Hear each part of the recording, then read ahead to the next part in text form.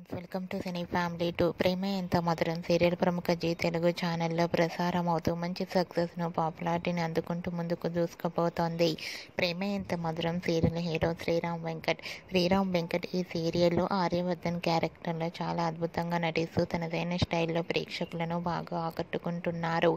ఆర్య ఈ సీరియల్లోనే కాకుండా కొన్ని టీవీ ఈవెంట్లలోనూ కొన్ని షోలలో పార్టిసిపేట్ చేస్తూ సందడి చేస్తున్నారు.